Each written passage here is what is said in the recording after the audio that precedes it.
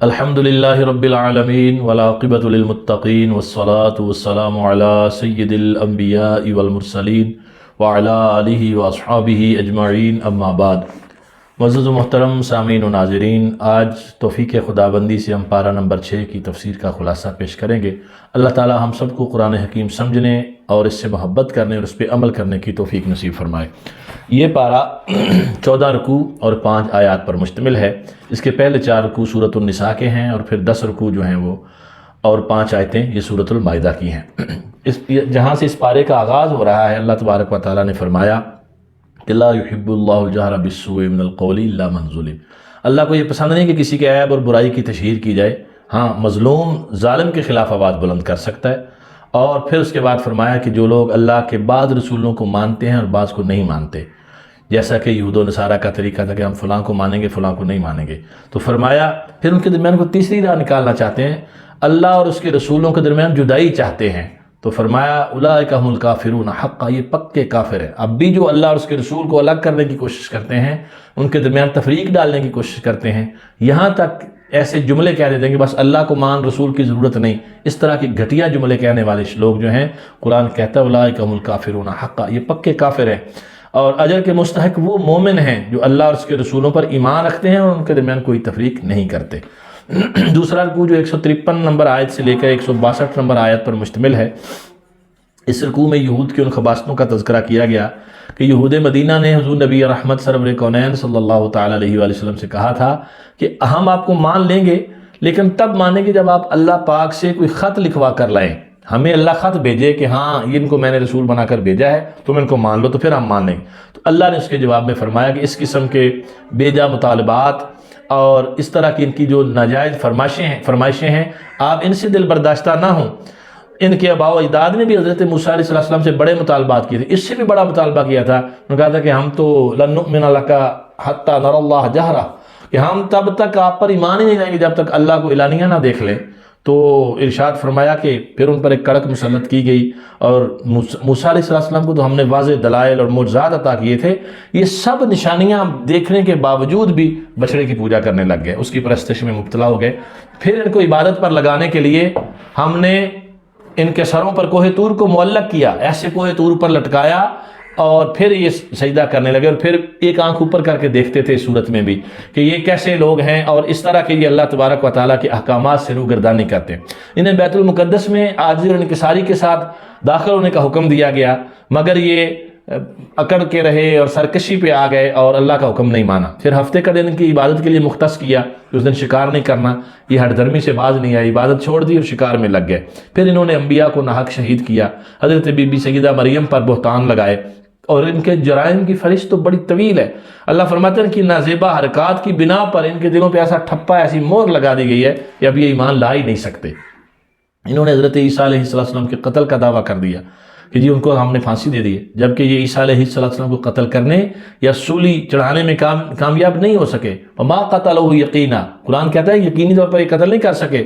انہوں نے شبہ کے اندر ایک دوسرے بندے کو پکڑ کر پھانسی چڑھا دی اور خوش ہو گئے کہ ہم نے عیسیٰ علیہ السلام کو پھانسی چڑھا دی ہے۔ تو فرمایا بل رفعہ اللہ الیہ، اللہ نے حضرت عیسیٰ علیہ السلام کو آسمانوں پر زندہ اٹھا لیا۔ اللہ بڑا زبردست اور حکمت والا ہے۔ پھر عیسیٰ علیہ السلام پر ان کی موت سے پہلے تمام اہل کتاب کو ضرور ایمان لانا پڑے گا۔ جب عیسیٰ علیہ السلام قرب قیامت آئیں گے حضور کے امتی بن کر، تب ان کو سب کو ماننا پڑے گا، کیونکہ وہ بھی اس وقت دین مصطفی کے مبلغ ہوں گے، اس کی تبلیغ کریں گے۔ تو ان یہودیوں کی ظالمانہ حرکتوں کی بنا پر پاکیزہ اور حلال چیزوں کو ان پر حرام کر دیا گیا،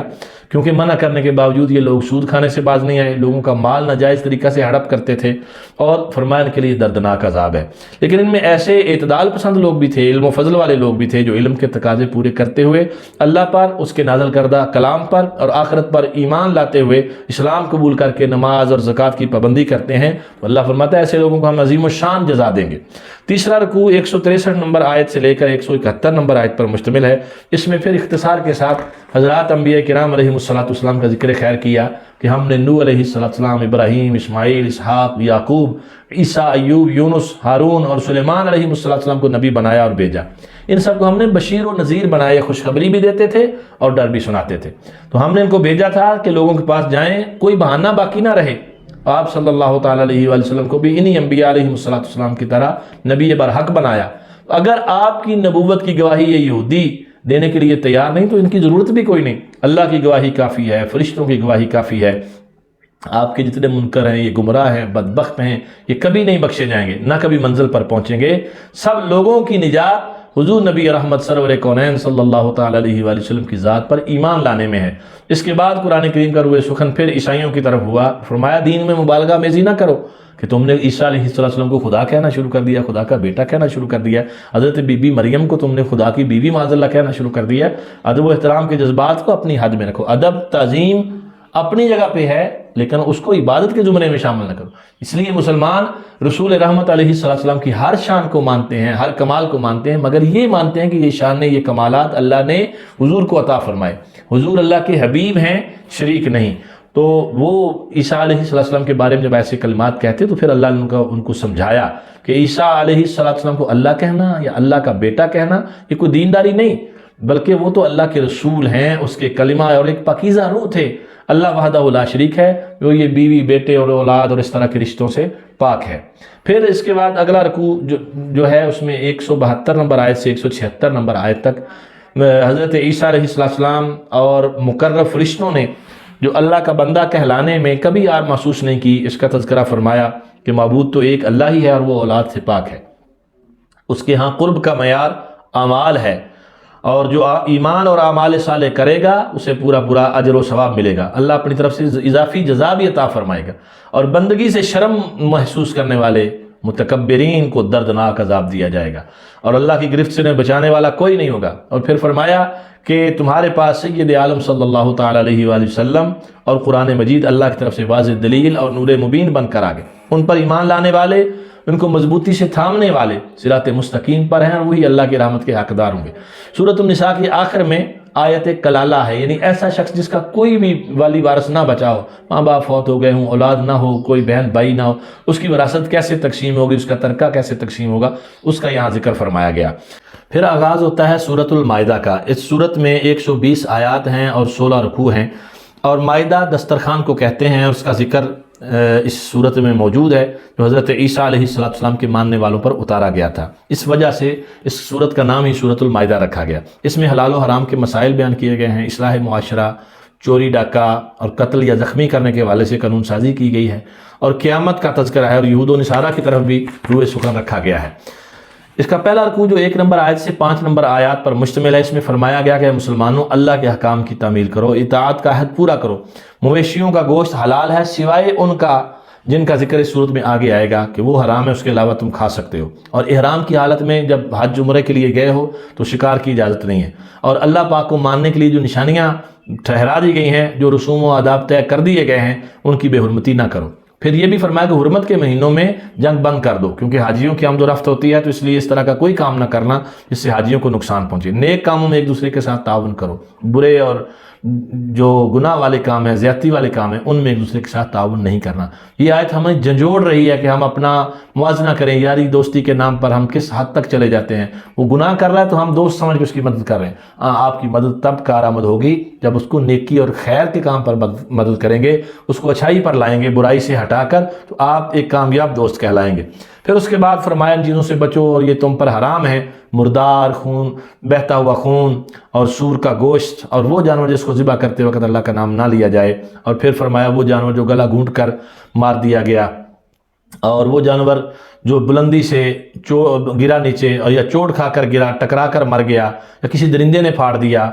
تو جو ذبح تو کیا گیا ہو لیکن بتوں کے نام پر ذبح کیا گیا ہو، ایسے سب جانور حرام ہیں، اگرچہ فی نفس ہی وہ حلال بھی ہوں۔ تو جو جانور اللہ کے سوا کسی کے نام پر ذبح کیا جائے گا وہ حرام ہوگا۔ یہاں ایک بات سمجھنی ضروری ہے کہ بعض لوگ اولیاء اللہ کے نام پر جانور رکھتے ہیں، اور کئی دوست کہتے ہیں کہ دیکھو جی تو اللہ کے نام کے علاوہ آپ نے رکھے لہذا یہ حرام ہے۔ یاد رکھیں، نام پر رکھنا اور بات ہے، اور اس کو ذبح کے وقت اللہ کے نام کے علاوہ کسی کا نام پکارنا یہ اور بات ہے۔ اگر کوئی شخص جانور کو ذبح کرتے ہوئے بسم اللہ اللہ اکبر کی بجائے اس ولی کا نام لے کر ذبح کر دے جس کے نام پر اس نے رکھا رکھا تھا تو یہ جانور حرام ہے، کھانے کے قابل نہیں ہے، اور اگر اس کو رکھا یہ کہ میں نے اس کو غوث پاک کے نام پر رکھا ہے، یعنی اللہ کے رستے میں دینا ہے اور اللہ کے پیارے ولی کی اصال ثواب کی نیت سے رکھا ہے، اور ذبح کرتے وقت بسم اللہ اللہ اکبر پڑھے تو یہ بالکل حلال ہے، اس میں کسی قسم کی حرمت نہیں۔ حتیٰ کہ قرآن پاک نے یہ بھی بیان فرمایا کہ وہ جانور جو باقاعدہ بتوں کے نام پہ چھوڑے جاتے تھے تو وہ بھی جب پکڑ کر بسم اللہ اللہ اکبر کہہ کر ذبح کیا جائے تو وہ بھی حلال ہے۔ چہ جائے کہ ایک مسلمان کا جانور اس کو آپ حرام کہہ رہے ہیں۔ حلال اور حرام کا فتویٰ دیتے ہوئے خاص احتیاط کرنے کی ضرورت ہے، یہ ہمارا اختیار نہیں ہے، یہ اللہ کا اختیار ہے جو حدود و قیود میں رہتے ہوئے اس علماء اسلام کو سونپا گیا کہ آپ نے حلت اور حرمت کو بیان کرنا ہے، اپنی طرف سے کسی چیز کو حلال یا حرام قرار نہیں دینا۔ پھر اس کے بعد اعلان حق ہوا کہ آج کفر اسلام سے مایوس ہو گیا، اسلام پھیل گیا، اور فرمایا تمہارے لیے دین اسلام کو پسند کیا، دین اسلام مکمل ہو گیا اور تم پر اپنی نعمت بھی مکمل کر دی، تمہارے لیے اسلام کو ہی بطور دین پسند کیا۔ کھانے پینے اور اس طرح کے معاملات میں بے جا قیدیں لگانا، وہم پرستانہ تنگیاں، یہ سب ختم کر دی گئیں۔ فرمایا یہ باقی نہیں رہیں گی، تمام اچھی چیزیں حلال، اور جو شکار کے لیے کتا وغیرہ سکھایا جائے، باقاعدہ ٹرینڈ جو کتا ہوتا ہے اس کے ذریعے سے شکار کیا جائے، یا پرندہ باز وغیرہ کے ذریعے سے اس کو بھی سکھا کر جو شکار کیا جاتا ہے، فرمایا وہ جائز ہے، یہ حلال ہے۔ اہل کتاب جو عیسائی اور یہودی ہیں جو اپنی کتاب پر عامل ہیں، اس وقت اس دور میں بھی ان کا ذبیحہ اگر وہ بسم اللہ اللہ اکبر کہہ کر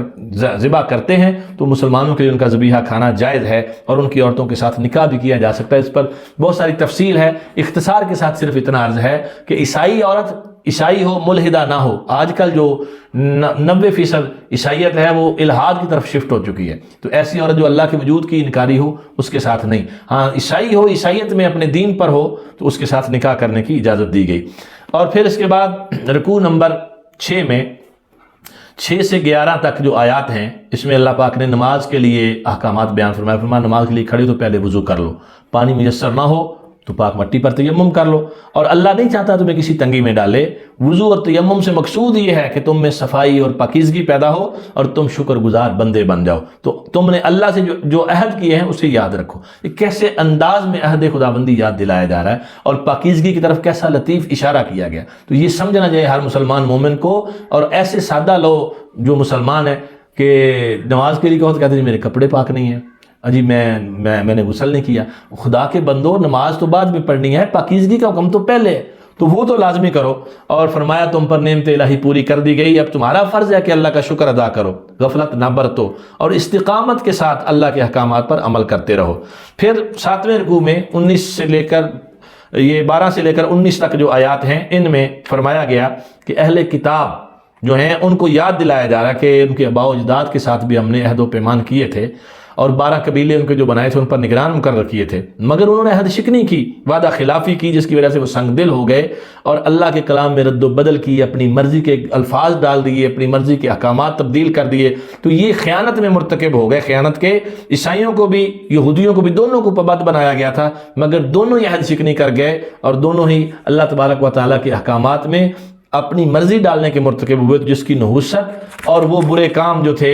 اس نے ان کے اندر بغض و عداوت جیسی خطرناک بیماری پیدا کر دی۔ اور اہل کتاب سے پھر خطاب کیا کہ ہم نے تمہارے پاس اپنا رسول بھیج دیا ہے جو تمہاری خیانتوں پر تمہیں مطلع کرتا ہے، تمہیں بتاتا ہے کہ تم نے یہ خیانتیں کی ہیں۔ احادیث میں کثیر واقعات ہیں، تھوڑے وقت میں اتنی چیزیں بیان نہیں ہو سکتی۔ اشارہ یہ ہے کہ عیسائیوں کے فیصلے جب حضور کے پاس آتے تو جب آپ فیصلہ فرماتے تو ساتھ بتاتے کہ جو تمہاری کتاب میں بھی ایسے ہی لکھا ہوا ہے، لیکن تم خیانت کرتے ہو، گڑبڑ کرتے ہو، احکامات کو بدل دیتے ہو۔ پھر اس کے بعد فرمایا قد جاءکم من اللہ نور و کتاب مبین، بے شک تحقیق تمہارے پاس اللہ کی طرف سے ایک نور آیا اور ایک روشن کتاب۔ کتاب سے مراد قرآن حکیم ہے، اور مفسرین کرام نے حضرت تفسیر ابن عباس میں، تفسیر بیضاوی میں، تفسیر جلالین میں، بہت ساری اور تفسیروں میں جو 72 کے قریب حوالہ جات ہیں تفاسیر کے، جس میں لکھا کہ نور سے مراد رسول خدا صلی اللہ تعالیٰ علیہ وآلہ وسلم کی ذات، آپ نور ہدایت بھی ہیں اور فزیکلی بھی اللہ نے آپ کو نورانیت عطا فرمائی، جس کی حدیث میں بہت ساری مثالیں ہیں کہ اللہ تبارک و تعالیٰ نے آپ کا سایہ پیدا نہیں فرمایا، یعنی آپ کا جسم اتنا شفاف تھا نورانیت کی وجہ سے کہ سورج کی شعاعیں آر پار جاتی تھی، اور بشریت کا لبادہ اوڑھ کر دنیا میں اللہ پاک نے اڑا کر آپ کو بھیجا، اس کے باوجود آپ حقیقت میں نور ہیں۔ اور پھر عیسائیوں کا جو عقیدہ تھا کہ حضرت عیسیٰ علیہ السلام کو خدا ماننے کا، اس کی تردید کی گئی۔ یہودیوں اور عیسائیوں کے من گھڑت عقیدے کے جی نحن ابناء اللہ واحباہ، وہ کہتے تھے کہ ہم اللہ کے بیٹے ہیں اور اللہ کے محبوب ہیں، اس کا رد کیا گیا اور فرمایا اگر وہ اللہ کے بیٹے اور محبوب ہوتے تو اللہ انہیں عذاب میں کیوں مبتلا کرتا؟ فرمایا وہ جھوٹے ہیں، اور حضور نبی رحمت علیہ السلام کو بھیج کر اللہ نے حجت پوری فرما دی ہے۔ پھر بنی اسرائیل کی بزدلی اور عہد شکنی کی سزا کا بیان کیا گیا رکوع نمبر 8 میں، جو آیت نمبر 20 سے آیت نمبر 26 پر مشتمل ہے۔ اس میں حضرت موسیٰ علیہ السلام کا تذکرہ ہے۔ انہوں نے اپنی قوم کو جہاد کے لیے تیار کرتے ہوئے فرمایا تھا کہ اللہ نے تمہیں مذہبی اور سیاسی دونوں قیادتوں سے نوازا ہے، اس منصب پر تمہیں فائز کیا ہے۔ اب تمہارے خاندان میں اللہ نے انبیاء بھیجے، رسول بھیجے، بادشاہ پیدا کیے، تو اب تمہاری ڈیوٹی یہ ہے کہ بیت المقدس پر قوم عمالقہ نے جو قبضہ کر لیا ہے اس کو چھڑانا ہے۔ تو اب وہ گھبرا گئے اور انہوں نے صاف انکار کر دیا، اپنی بزدلی اور خباثت کی وجہ سے جہاد سے مکر گئے، اور حضرت موسیٰ علیہ السلام سے کہنے لگے فَاذْهَبْ أَنْتَ وَرَبُّكَ فَقَاتِلَا إِنَّا هَاهُنَا قَاعِدُونَ، تم جاؤ، تمہارا رب جا کر لڑے، ہم تو یہاں بیٹھے ہیں۔ تو ان کی پھر اس نافرمانی پر 40 سال تک اللہ نے ان کو اس تکلیف میں مبتلا کیا کہ وہ بغیر منزل کے بھٹکتے رہے صحراؤں میں، 40 سال تک ان کو منزل نصیب نہیں ہوئی۔ اس کے بعد رکوع نمبر 9 میں آیت نمبر 27 سے آیت نمبر 34 تک اللہ تعالیٰ نے آدم علیہ السلام کے 2 بیٹوں کا تذکرہ کیا ہے، قابیل اور حابیل کا، اور ان کا ایک واقعہ بیان کیا ہے، اور اس پر مفسرین کرام نے مختلف تفاسیر میں بڑی تفصیل سے لکھی ہیں چیزیں۔ صرف اشارہ یہ ہے کہ دونوں بھائی تھے اور ایک کو دوسرے سے حسد پیدا ہوا، تو ان کا فیصلہ یہ کیا گیا کہ قربانی کرو، اللہ کی راہ میں پیش کرو، جس کی قربانی قبول ہو گئی وہ ٹھیک ہے، وہ قربانی کی گئی، جو سچا تھا، نیک تھا، متقی تھا، پرہیزگار تھا، اس کی قربانی اللہ نے قبول کر لی۔ اور دوسرا جو قابیل تھا وہ ضد میں آ گیا، حسد میں آ گیا، اور اس نے حضرت اپنے بھائی کو قتل کر دیا۔ تو یہ آدم علیہ السلام کے بیٹوں میں پہلا قاتل تھا جس کا نام قابیل ہے، تو دنیا انسانیت کا یہ پہلا قاتل ہے، اور اس نے قتل کی بنیاد رکھی۔ اب قیامت تک جتنے قاتل ہوں گے ان قاتلوں کو سزا تو ملے گی، اللہ کی بارگاہ میں ان کا حساب تو ہوگا، ان کے قتل کا اس کو ساتھ عذاب دیا جائے گا قابیل کو، کیونکہ یہ بانی تھا قتل کا۔ اس طرح کوئی بری عادت، برا کام، کوئی بری رسم اگر کوئی دین میں شروع کرے گا تو وہ اللہ کے ہاں عذاب میں پایا جائے گا۔ مثلا آج کل آپ دیکھیں محافل نعت میں بہت عجیب و غریب قسم کی بڑی واہیات قسم کی چیزیں شروع ہو گئی ہیں، اور نعت کے نام پر بے حیائی کا بازار گرم کر دیا گیا۔ مرد تو مرد رہے، ہم تو مردوں کا رونا روتے تھے، اب تو عورتیں جو ہیں وہ بھی کمر کس کے میدان میں اتر آئی ہیں، بڑے بڑے فلیکسز، پوسٹر لگتے ہیں، میک اپ زدہ تصویریں ہیں، اور ڈھول، دف، باجے گاجے، اور یہ نعت کے نام پر کیا جا رہا ہے۔ تو آپ یاد رکھیں، جس نے بھی برا کام شروع کیا قیامت تک کہ اس برا کام کے کرنے والوں کا عذاب اس کے کھاتے میں بھی جائے گا۔ اس لیے ہمیں سوچنا چاہیے کہ یہ قابیل اور حابیل کی جو لڑائی تھی، جنگ تھی، اس میں قابیل نے اس برائی کی بنیاد رکھی تو قیامت تک وہ سب کی سزا کا حقدار بنتا رہے گا۔ پھر جو انسانیت کو قتل کرنے والے، ان کے حوالے سے یہاں سے بنیاد فراہم کرتے ہوئے قرآن نے بیان کیا کہ ایک انسان کا قتل پوری انسانیت کے برابر ہے، اور ایک انسان کو بچانا پوری انسانیت کو بچانے کے مترادف ہے۔ تو اسلامی حکومت کے باغی اور ڈاکو چونکہ معاشرے میں بد امنی اور فساد برپا کرتے ہیں، اس لیے انہیں ملک بدر کر دیا جائے یا ان کے ہاتھ پاؤں کاٹے جائیں، تو یہ اسلامی سرزمین سے ان تکلیفوں کو دور کرنا ہے، ان گناہوں سے پاک کرنا ہے، نہ کہ کسی پر ظلم کرنا ہے۔ یہ جو اسلامی سزائیں ہوتی ہیں یہ در حقیقت معاشرے کی بہتری کے لیے دی جاتی ہیں، تاکہ یہ لوگ اصلاح کر لیں، تائب ہو جائیں، اور پھر ان کو معاف کر دیا جائے۔ پھر اس کے بعد اگلا رکوع جو آیت نمبر 35 سے 43 تک مشتمل ہے،